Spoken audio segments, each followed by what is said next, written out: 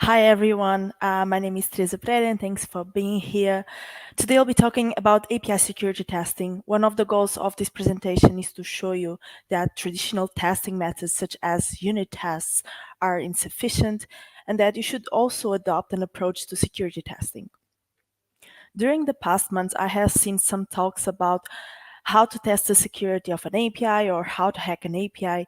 And the truth is, I find it really hard to show you how to hack an API in more or less 20 minutes. So instead, I decided to create a blueprint in order to share some tips and strategies with you. But before getting started, I'm going to briefly introduce myself. I had my first contact with APIs back in 2017 while I was still at university, but I only got engaged in API hacking in 2022.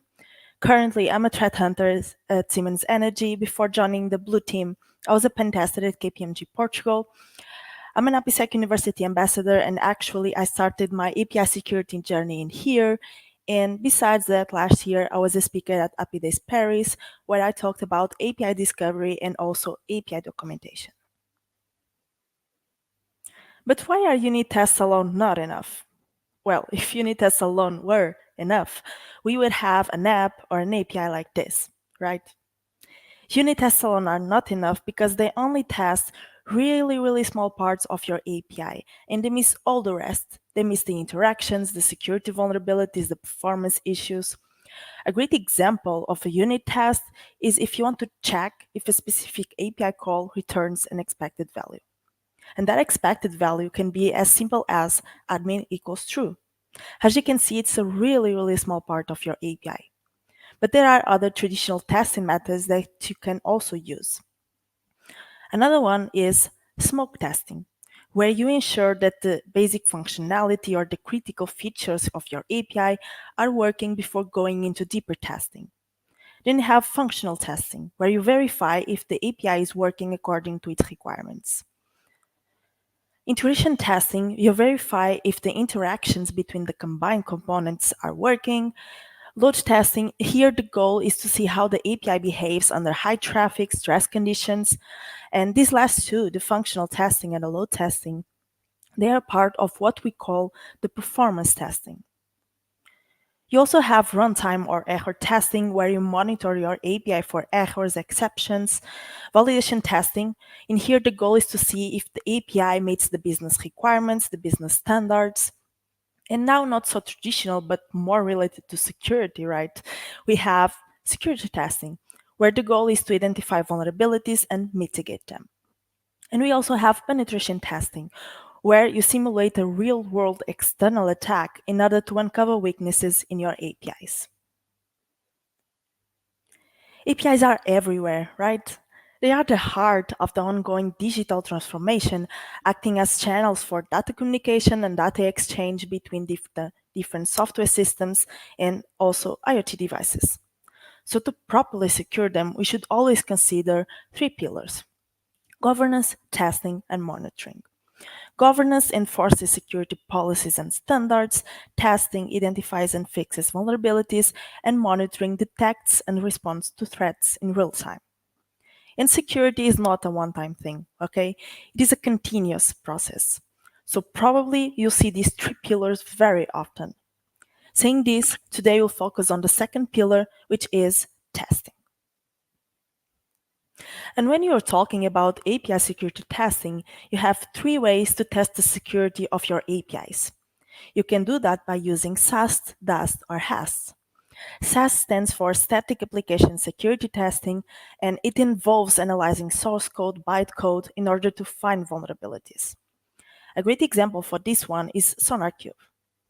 Then you have DAST, which stands for Dynamic Application Security Testing. And in here, the goal is to simulate a real-world external attack in order to uncover weaknesses in your APIs. A great example for this one is an API scanner. And lastly, you have HAST, which stands for Human Application Security Testing. And this one, it allows you to create reusable context-aware tests that you can automate in order to ensure the continuous security of your APIs, even in dynamic environments. An example for this one is the Postman collection runner. Okay, and now that we have some information about different traditional testing methods that exist and also about security testing in general, we need to complete this checklist before start testing an API, right? And just a disclaimer, part of the content from this presentation was written from a consulting perspective, but you can also use these tips and strategies for non-consulting projects, okay? So first, we have some questions to ask, then we have some tasks that we need to do, and lastly, we have some tools that you need to pick. When it comes to the questions that we need to ask, the very first one is, what is the API architecture? Is it SOAP, GraphQL, or the most commonly used, which is REST? What kind of testing will be? Will it be gray box, black box, white box? Is there any documentation for this API? Is there any open API specifications or other reference docs? And actually, by asking this question, you're saving some time. By having some documentation, you get a chance to be familiar with the API, with the API workflows. And besides that, according to the OWASP API Security Top 10, you have a vulnerability which is improper inventory management. So having documentation will allow you to test for this vulnerability, which is great, right? Next question. In what environment will the API be tested? Production, pre-production, quality? What kind of authentication is used in the API? Do you use OAuth 2.0, API keys, no auth, tokens? And finally, what are the different user roles that exist in the API? Do you have an admin user, a low privilege user, a regular user? And after having all of these questions answered and the API in our hands, we have some tasks that we need to do. The first one is use the API as it is designed. Again, this one will save you a lot of time during the testing phase. Okay, it will allow you to be familiar with the API, with the API workflows. And the second is not required, but if you want to, you can write down the use cases and create a checklist that you can use during the testing phase. Hopefully you'll have some daily findings, so you need to pick a tool in order to document them, right? So in here you have a ton of tools that you can use. I personally use Cherry Tree. I find it really easy to use. The only kind of app that I don't recommend to use is a cloud app, right? Because it is in the cloud. And if the tests are black box or gray box, probably you'll need to perform some API discovery. And in here, you have two ways to do this. You have the manual way, where you can use Wireshark to analyze network traffic and also review any documentation that might exist. And you have the automated way, where you can use tools like OSPZAP, OSPMask, KiteRunner, WFuzz, Postman, BubSuite, etc. And lastly, we need to pick the tools to hack our API. In here, you have a ton of tools that you can use again, but personally, I think that BubSuite and Postman are your best friends in here. And now, where should you start testing the security of an API? Well, a great place to start testing the security of your API is by using the OWASP API Security Top 10 as a guide. Okay, as you can see, currently there are two versions available. First one was released in 2019, last one was released last year in 2023. And in the meantime, some vulnerabilities were added, some were removed, some were updated, but it's also a great practice to test for all of this, okay? And in the end of the project, you need to report the findings to the client, right? In here, probably you'll create a PDF file, and in there, I highly recommend you to include all the tests that were done, including the failed ones. The client, they want to see what was bad, but they also want to see what was good, right? Next thing, in order to show the vulnerabilities that you found, to report them, you can map them to one or more of the OWASP API Security Top 10 and present them this way. Okay, it's just an easy way to present what you found. Third one, explain in detail what was tested, how you exploited the vulnerability, what is the vulnerability itself. And in here, please be careful with the language.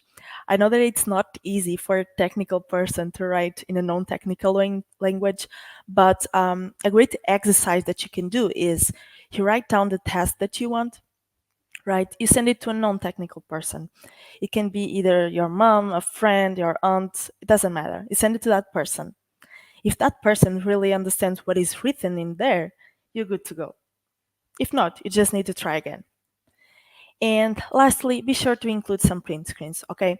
Sometimes it's not easy to show how you exploited a vulnerability or even the vulnerability itself.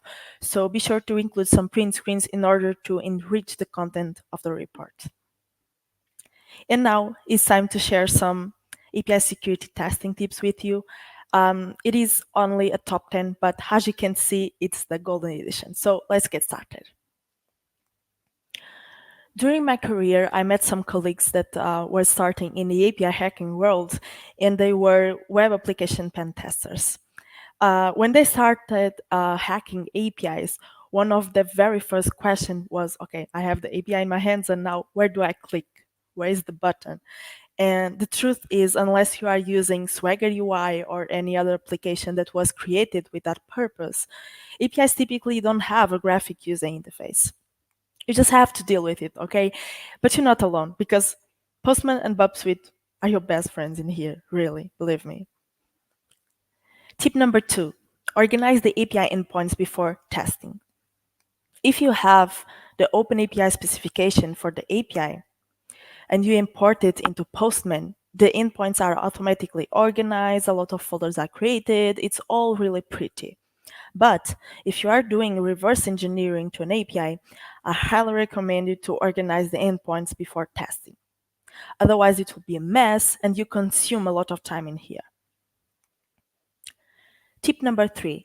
In order to test JWT tokens, you have JWT tool, which is great. But if you want to test the randomness or the entropy of these tokens, you can use Bubsuite sequencer, okay?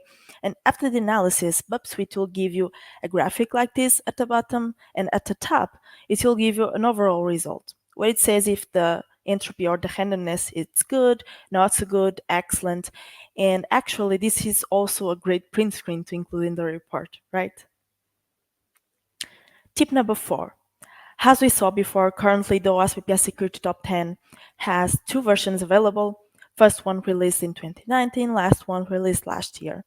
My tip for you in here is test for all of the vulnerabilities, including the ones that were removed. And why? As you can see, injection is not on the 2023 list. But it doesn't mean that nowadays your APIs are free of injection flaws, right? So be sure to test for all of these without exception. Tip number 5. As a complementary guide to the OWASP API Security Top 10, you can also use the OWASP Application Security Verification Standard. It is a framework for designing, developing, and testing web applications. In here, you have 3 levels of controls. You have level 1, which is basic security for low-risk applications. You have level 2, which is standard security for moderate risk applications. And you have level 3, which is advanced security for high-risk applications. And the great news is some controls actually mention APIs, which is great, right? So if you want to, you can use the ASVS as a complementary guide. Tip number 6. If you have the OpenAPI specification for the API, you need to check OpenAPI Tools website. Okay, you have the website, but you also have the GitHub repo. And in here, you can find tools for edit, learn, document, test, secure, OpenAPI specifications, and also APIs. It's great, really. Tip number 7. If you're not familiar with the Mind API project, you need to check this repo, okay?